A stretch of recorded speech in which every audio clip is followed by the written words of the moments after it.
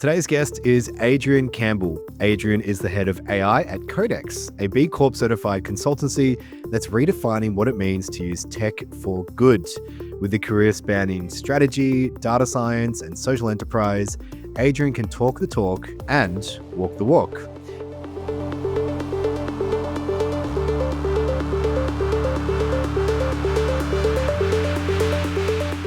He's here to share his knowledge. So, Adrian, welcome to ROI from AI. Thanks for having me, Brad. What an introduction.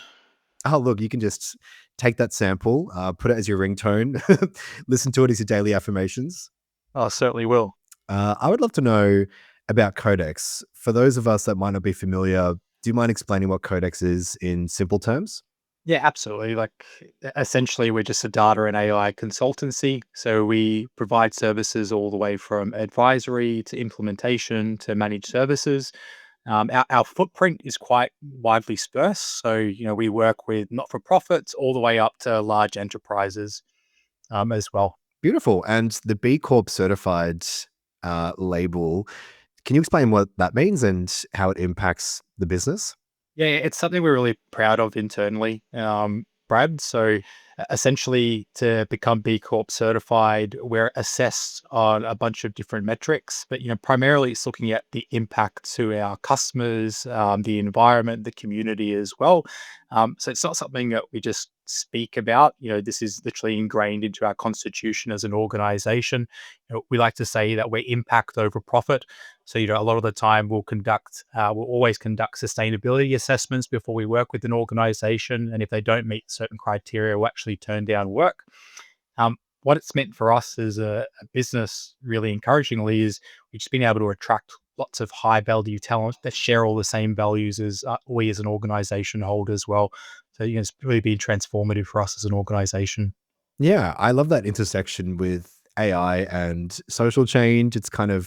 It's bucking this idea that AI is very scary and it's going to take over the world. So for you, was there this aha moment where you realized that data and AI could be used for more than just business outcomes, but for the real world impact as well? Was there a single moment that made you kind of tip over the edge there?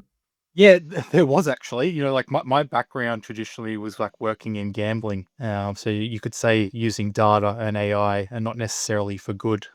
So being able to now at Codex had a lot of exposure working in the aged care sector. And there's a couple of projects that we've worked on, particularly with a company called Talius, who essentially a centralized way to be able to collect all of data for people in an aged care home, and then be able to provide nurses with, a daily or monthly overview of the health and activities and their well-being, and being able to see the impacts that AI and data can have to drive positive, smarter decision making is something that really kind of blew me away. You're not just doing something for the sake of making a revenue; it's like actually having an impact on people's lives. Yeah. So how do you measure the success of something that isn't necessarily data related? If you're working in wellness or aged care, how are you crunching the numbers and measuring the return on investment there? Yeah, it's tricky, to be honest, because, when it's not just efficiency gains, it's hard. We like to kind of engage end users throughout the development process and, look at, if you're looking at an aged care perspective, for example, being able to conduct surveys and measure and see the impact to care. Is care being delivered quicker? Are they happier with the type of care that's being delivered? Is their overall health, for example, improving over time? With healthcare, for example, a lot of like the predictive forecasting that we've worked on is about detecting falls and trying to keep people in their homes longer before they get into aged care. So if you can start to kind of track and measure that people are on average staying longer in their homes and not just being put into an aged care home, for us, it's a pretty big measure of success and for the people we work with. Yeah, and I could imagine that some of the data is quite sensitive. So how are you approaching gathering this data in an ethical way?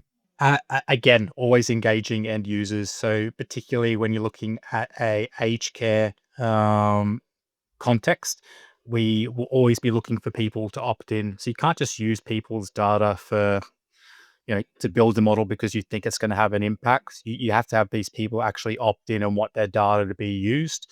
And then it's also, I think, when you are building these type of solutions, being very transparent about the fact that you are using data and AI to drive these decisions. You're not hiding the fact that it's being used to, you know, significantly at times influence someone's life or well-being. Yeah, I could imagine the stakes feel quite high, especially in aged care. But as a consultancy, you've worked across many different industries. Are there some trends that you're seeing across the board? Yeah, I think we're obviously seeing everyone is starting to dive into generative AI and agentic workflows. I think something that we're really excited about internally is the concept of decision manufacturing at scale. We see with the introduction of agents becoming more commonplace in the analytical stack that the decision manufacturing layer, the ability to kind of create a pipeline from data all the way through to decision and then optimize that pipeline to improve decisions over time is going to be something that's going to become, a pretty core component of everyone's analytical stack. Yeah, I feel like there's definitely a reputation with AI just being slop and sort of like taking over the world and infiltrating creative industries. But where we're seeing the most benefit is with productivity and with data, with customer service, doing all those more menial tasks, I think will give us time to actually be more creative and explore these opportunities to really enhance what AI can do for us, especially with what Codex is doing with having such a strong focus on a social or environmental outcome. I think it's really exciting. And every company should be doing it low key, but you've described the social impact of working in aged care. Are there other social or environmental outcomes that you're projecting you'll be able to assist with moving forward? Yeah, we're exploring a few at the moment. I think for us, if you're looking at it as a whole, is about getting people to become significantly more efficient and reduce the environmental footprint of a lot of the tasks that they're trying to complete, particularly in like organizations like utilities, for example, that we've got quite a large footprint in as well.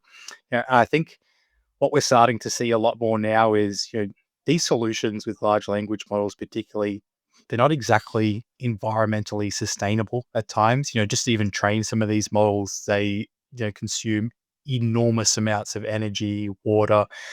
So being able to set up your systems in a sustainable way where you can actually track the environmental footprint of your inference, of your actual system as well, and measure it from that lens, not just actually your return on investment and the money, but well, what's my impact of the environment of the solution I'm building as well. We're starting to explore that more and more deeply, and we're seeing that become more industry wide. Yeah. Yeah. Like I said, I wish every company thought about their environmental impact, but Yeah, us unfortunately, too. that's not the world we live in. AI is also it's evolving so rapidly. So I'd love to know from you, as someone that's working on the ground, what do you think are some of the biggest opportunities or perhaps risks for business trying to align tech with a particular purpose like social change? Yeah, great question. The biggest risk is ignoring the investment that you need to make in your foundational data assets to be able to leverage AI. I think a lot of people are looking at AI now like it's a shiny toy, and oh, I have to go and play with that. So they're just jumping in and doing that. But they're completely ignoring the fact that if you don't have the right foundations built, it's just never going to work in production for you. So that for me is the biggest risk. The biggest opportunity is that as well. Investing now in improving your data so you can actually explore advanced analytic solutions like AI is going to set you up for long term success. And it's kind of become non negotiable now, like you mentioned at the start of the call. Maybe 5 years ago, we're talking with people, even 2 years ago, we're talking with people where it's like, "Oh, we might start looking to do this. We might play around with this." If you're not doing it now, you're not gonna be around in a couple of years, is the reality. You're not gonna be able to compete with other people that are doing it. So getting those foundations right is gonna allow you to set up for success and then have that impact that you wanna do in the community. Yeah. And in this time, AI is the most accessible it's ever been. And with you working one on one with these businesses, with these industries, what are some of the biggest roadblocks for people adopting AI? Do you think it's emotional? Is it business driven? What are some of these obstacles? Yeah, fear, I think, is like one of them. Is it going to take my job? Or the fear of the unknown as well. Like what we've really seen, particularly over, I think, the last 6 months, is that AI solutions is becoming a change management solution. A lot of these things, particularly when it comes to generative AI, are so transformative, even when you're just replacing mundane tasks, that it involves you taking your organizations and your customers on a completely new journey. So you'd be surprised how many people are ignoring that reality. And it's then not surprising at the end why things kind of fall apart. But it's imperative to be able to recognize the change and invest in the appropriate training for your staff and for your customers. Yeah, yeah. I I'm also a little fearful, if I can be completely honest. As someone hosting an AI podcast, I think my voice is going to get replicated, and I'm going to be a robot one day. But I think the biggest growth is where we'll see the productivity and the business outcomes, and something tangible for people to latch onto. And there's all these new technologies that are coming out now, and you are the expert in the space. So, are there technologies you're seeing outside of Codex that are really exciting you in the space? Eh, Another great question. Yeah, for me, I think anything to do with agentic workflows is certainly exciting. We've recently just been working on a solution that's an enhancement to your typical retrieval augmented generation system. So using like natural language query, being able to ask a question to your data with natural language, and then with really complex sets, be able to get the right answers and visualizations back. And we found the improvements that you can get to accuracy by releasing a swarm of agents that can collaborate together and actually problem solve on the fly to go through this complex data and get you the right answers and visualizations has been something which, to be honest, sometimes me and the engineers are sitting at the computer being like, how the hell is this all possible? But, it's very, very exciting.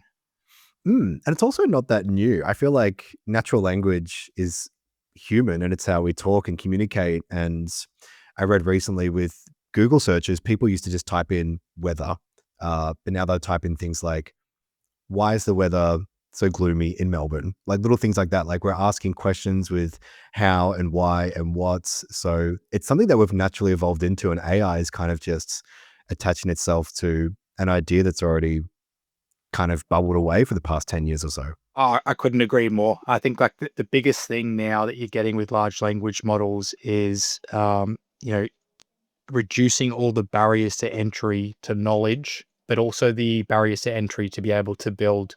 Even 5 years ago, if you had an idea or if you want to start a company and build something, unless you were an expert programmer or had lots of money and could hire all these people, you couldn't do that. Even up until recently, if you were a CEO or a business user and you had the right question and wanted to get an answer, you need someone with the technical skills to go and sift through the data to do that. AI now, if you want to go build something, you can pop in a couple of natural language prompts and it gets you very, very close to the way there without that investment or the skills. Just having the right questions now, you're able to get the right answers. And the ability for AI to reduce those barriers to entry is something that, personally, I've just been gobsmacked with, to be honest. Yeah, it's democratizing everything, really, democratizing business, democratizing knowledge.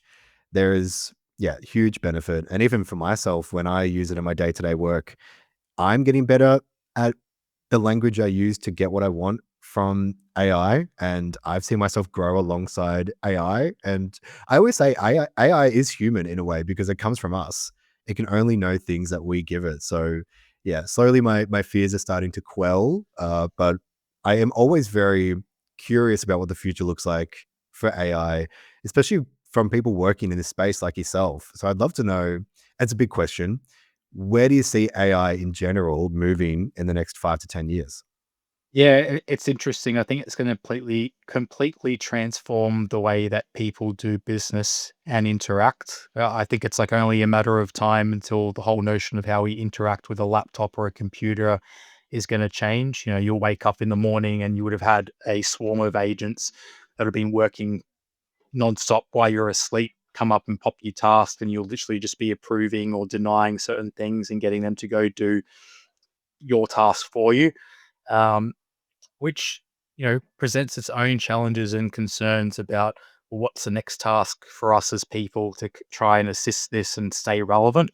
Um, I think it's going to be interesting the way that it evolves as the technology evolves. Like it's not going anywhere; it's just getting more powerful.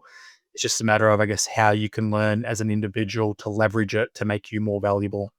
Yeah, 100%. I'm a big believer that AI can make us more human. By what I said earlier, it's going to do all the administrative and rudimentary tasks, all that productivity is basically eliminated. And then I think we'll be more creative and have more capacity to really express ourselves and be artistic. So I'm very, very hopeful. I don't really know if there's data backing up my theory, but I really do believe that we have to use it now. Like it's in our world, we have to integrate, and it's only scary if we let it go out of control. How do you feel about that? Yeah, I completely agree. And at the end of the day, we're creative. Human beings are creative at their core. Going and working a job where you need to be checking or ticking something off, you're doing the exact same process 1,000 times a day is not a great use of your time. Being able to automate something like that so you can work out how to provide value is a game changer in my view. But you mentioned control, and control is incredibly important. Building these systems to be responsible, have the right guardrails in place so they're not causing harm is imperative. I think naturally what we will see as more people get access to the technology and can build themselves, that there's probably going to be you know uh, some black swan events that will occur are going to rate that are going to raise alarms about how these things are getting used, and it will enforce more controls to make them safer. But I think what we're seeing taking place so far with certain regulations start to come in place, like particularly in Europe, they're encouraging. But it's always concerning when the power of the technology is condense into a few large technology firms who essentially have the control and set what the control is. It's very hard to monitor when it's like that. Yeah, stick it to the man. That's what I say. Yeah. Well, this is a business podcast, Adrian. So, one question I ask every single guest is, what is your biggest tip for a return of investment using AI? Keep it simple and always prioritize your use cases. So what we find is that people will just hear a bunch of different use cases and they'll go for something, loud and proud that like looks like it's going to change the world, but the cost to value that you're going to get from that, it's incredibly hard to get the return on investment. Being able to prioritize your use cases based on things like feasibility, risk, potential return on value can allow you to make more strategic investments in what you look to actually build. And second to that, always keep it simple. The simpler you keep these things, the easier it is for you to ensure that you're going to get a return on investment. You don't need to be using all the fancy technology to make these things work. It usually is just overhead. Beautiful. Excellent. I'll be taking that tip on board if I ever have a business, which after hosting this podcast, I feel like I'm getting left behind. So, I'm getting all this good expertise and not using it. So, I really appreciate all the advice. No worries at all. Really appreciate you having me. My pleasure.